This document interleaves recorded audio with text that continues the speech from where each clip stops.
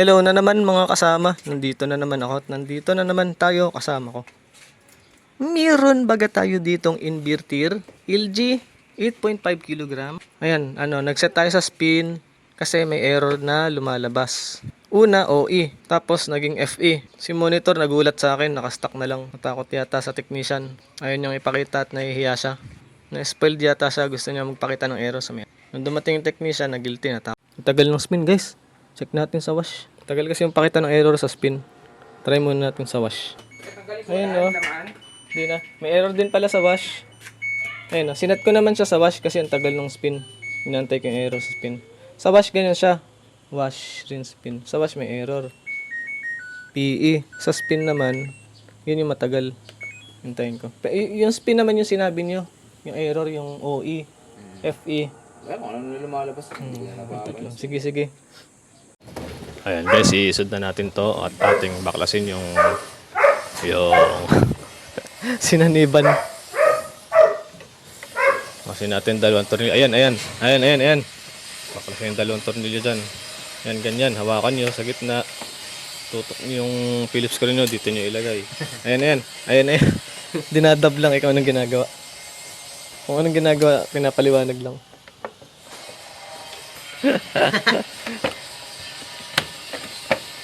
Ayan. Buksan na. Ayan. Binabash.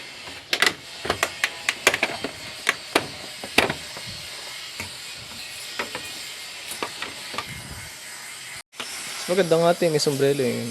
Pag nabasa yan, hindi direkta yung tubig pababa. May sombrero eh. Pag nabasa, pasok dun. Pasok agad dito, dun. Pasok agad sa rewind. Nabasa. Laki ng bubong niya. Tsaka saktong-sakto. Ilang beses ko na nagamit to. Ganda ng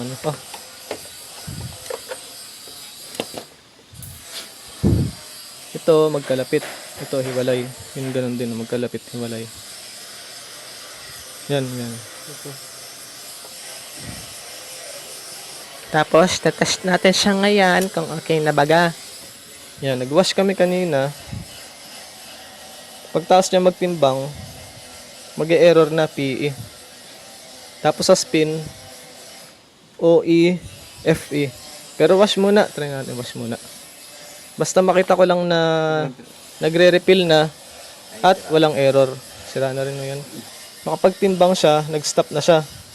At nag-blink na yung kanyang wash. Nagbi-blink na. Dapat yan error. Kanina error eh. Tapos umikot na. Malamang na-under na rin yan. Nagbabibrate yan. Wala lang tayong tubig. Pero, ma-under yan pag ganyan. Nagre-refill yan ng tubig. Ayun, nag-i-spin agad. Ang bilis nga. May command agad. 9 na. So, yun guys. Napanood nyo ba yun? Kung nasubaybayan nyo, ayan lang guys. May nagawa naman ako niyang PE doon nung nakaraan. Nag-live ako nun, hindi ko na i-upload. Palit na ako nito, wala, ayaw pa rin. Pala sira yung wire harness papunta doon at papunta dito, hindi nag-connecta. Ayun naman, nagwa-wash, ayaw mag-spin. Ito naman, ayaw mag-wash, ayaw mag-spin, may error lahat. So yan lang guys. Kung sino man yung hindi pa kasama sa akin at hindi pa nakasubscribe, mag-like lang kayo at mag-subscribe. Yan lang po, bye-bye.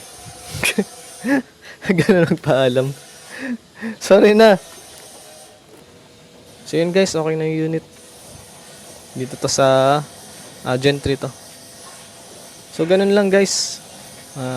Maraming salamat at kasama ko na naman kayo. So yun lang guys, salamat.